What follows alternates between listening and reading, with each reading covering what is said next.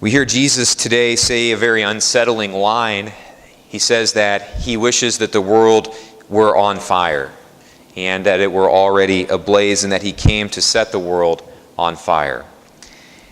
And I think if we look around the world today at the places where the world is on fire, so to speak, whether that be through revolution or war or whatever it may be, turmoil and so forth, places where the world is literally on fire, a lot of times what you see at the heart of that is that it is young people who are playing pivotal roles in those revolutions and wars, whether they be necessary or whatever the situation might be. It's a lot of times it's young people, the college students, high school age students who are fighting in those conflicts and revolutions. It's young people and college students who are spreading the word and getting involved and being active. We see as well, I think a lot of times that marketing campaigns in our own country are very often geared towards young people, whether it's advertising or whatever it may be. When we look at the entertainment industry, we see that it's young people who are targeted with our music and our movies and so on and so forth. It's organizations and places around the world put a lot of faith and a lot of stock in our young people, and in fact market and seek to draw in a lot of times young people. Again, corporations in our own country know that if you can draw the young people in, oftentimes the parents will follow with them. We see a lot of people, a lot of corporations, etc., organizations out there, Planned Parenthood, whatever it may be, who believe in the power of youth, who believe in the power of young people and seek to target them and put a lot of faith and desire in attracting young people. I think when we look at the church, not our church in particular, but just the Catholic Church in our own country and throughout the world, I think oftentimes we fail to put our trust and our faith, and we fail a lot of times in our outreach to our young people. So precisely where the world and those who are in positions of power throughout the world often seek out the youth, it seems like we oftentimes marginalize them or trivialize their importance in our church throughout the world. And I think that's why John Paul II, Blessed Pope John Paul II, about 30 years ago, started what are still called World Youth Days. And in doing that, he issued a challenge to the church. And he said in a speech to the young people that he was giving one time, the church looks to the young, or rather the church in a special way sees herself in the young, in you as a group and in each of you as individuals. This is how it has been since the beginning, since apostolic times. So John Paul II is saying from the very beginning the church entrusted its mission to young people, to people who had the energy and the zeal and the ability to carry it and spread it out to the corners of the earth. And yet I think in recent times, again, I think we have kind of let down that initial trust in youth and in young people. And I think we have to change that. I think that we have to do a much better job as Catholics throughout the country of reaching out to our young people. A lot of times we, I think, underestimate our young people, and that may be our biggest problem. We maybe underestimate them. And so we see attempts a lot of times to draw, when we do reach out to young people, we often treat them like as if they were sort of spiritual morons. I've seen I've been active with youth ministry and lots of places throughout the archdiocese, certainly, and have seen some other attempts on the national level.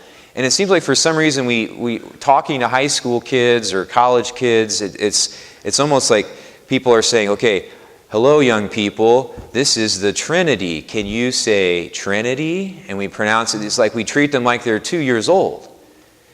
And I think what we have to do is instead of kind of treating them as sort of spiritual infants, people who are out on the margins and who at best we have to knock over the head and drag them unconscious to church, I think instead of that, what we need to be doing is in some ways even letting our young people lead us.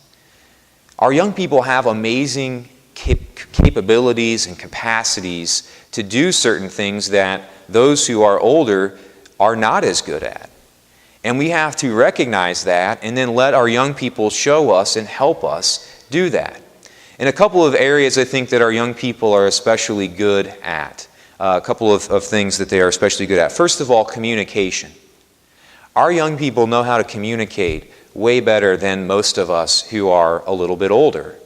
If you see a standard high school kid can do like 19 things at one time. They can be talking to someone in China, they can be texting their best friend down the street, they can be carrying on a conversation with you, watching television and listening to the radio all at the same time. I have a niece who's just turned 3, and she knows how to steal her dad's cell phone, my brother, send out text messages, and call 911 repeatedly. And she even knows that calling 911 now is funny, and gets her attention, and so that's even more dangerous. But our young people know how to communicate. They know that if you can't get your message out in a matter of, a few sentences, then a lot of young people don't pay attention. And they think they have a lot to teach us about how to communicate with other people and how to use technology as well. They're also, a lot of times our young people are very friendly. They've grown up with technology, and they can lead us in that way instead of being treated like spiritual infants. I think another reason that our young people need to be given a place and given a voice and empowered in our church is, I think there's a beautiful image today of our young people in the first reading. And in the first reading, the prophet Jeremiah is thrown into a pit of mud to die. And he was causing problems, and no one liked to hear what he had to say.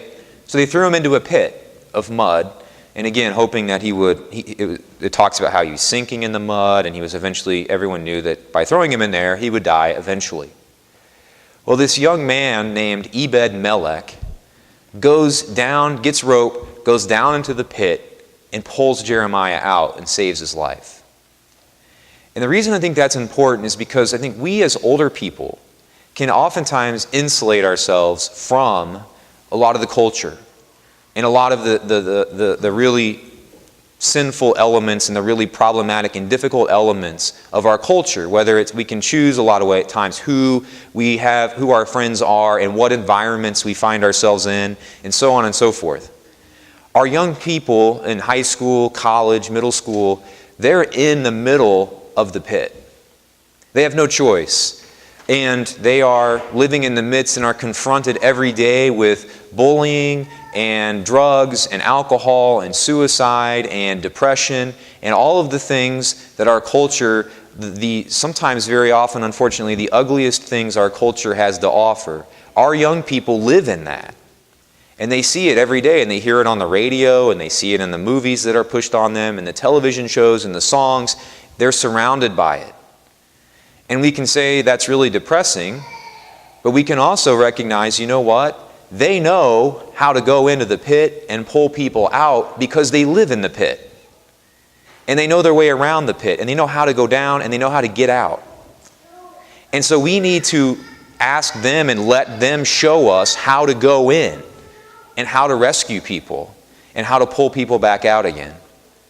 And so because of that, we here at Annunciation, what we've been planning and thinking for a long time, people, as soon as I got here, the question, what are you going to do for our young people, Father? And it was like, okay, well, give me a second to get some stuff together here. But the program, and I've been running it past other priests and friends and so forth over the past few years and kind of tweaking it. And I'm really excited about what we're getting ready to launch for our young people. The details are still being worked out, but it's kind of a mixture of youth group, a little bit of a mixture of using technology, and all those kinds of things. And I think that it's going to be something that people throughout the country are going to look at what we're doing and maybe try to incorporate that into their parishes as well. It'll be a program that will empower our young people.